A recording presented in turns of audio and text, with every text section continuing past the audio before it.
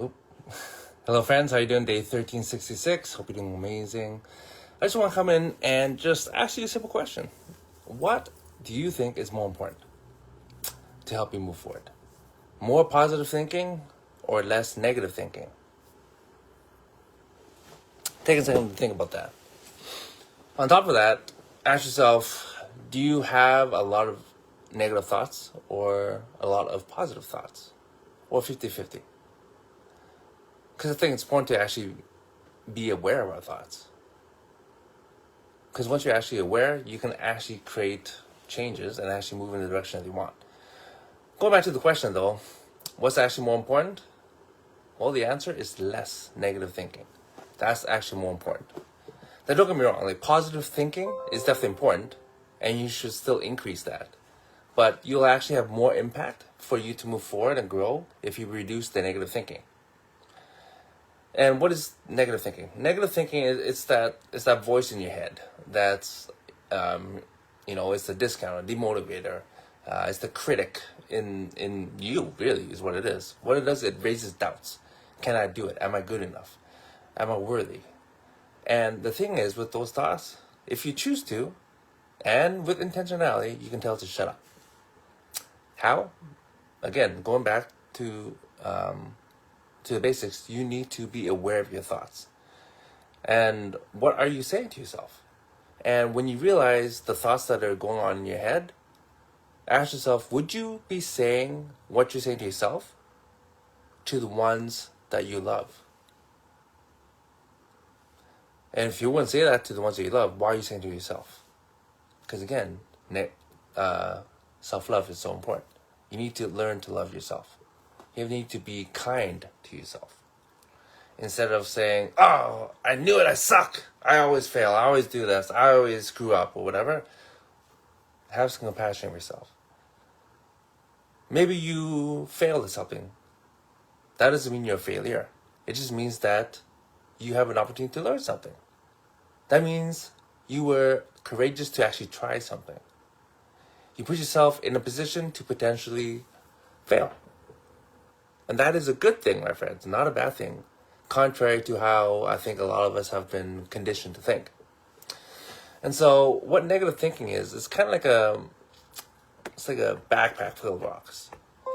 And if you choose to carry that around you for the rest of your life, my gosh, it's going to weigh on you heavy, okay? So my encouragement to you, start to unload those rocks, okay? Because this journey of life, you got a ways to go, my friends, right? It makes the journey a lot simpler and a lot more enjoyable if you just take those rocks out, right? Get rid of the negative thoughts. And I don't know where you got those negative thoughts. Maybe they were implanted by your parents, by your teachers, by your friends. People are trying to pull you down. And a lot of times when people try to pull you down, it actually has nothing to do with you. It has everything to do with them, most often. And the last thing I kind of want to touch on is there's something that I would call toxic positivity. And there are a lot of self-help books that, talk about affirmations. And, how you should talk about what you want and who you want to become. And there's a lot of, there's a lot of good to that. But it can also potentially hurt your self-esteem. Because you know you're actually lying to yourself. So what can you do? You can change how you actually say the affirmation. And so, instead of saying, I am, let's say you're trying to lose weight. I am, 120 pounds when you're 140. Well, instead of saying that, say, you know what? I am losing weight day by day.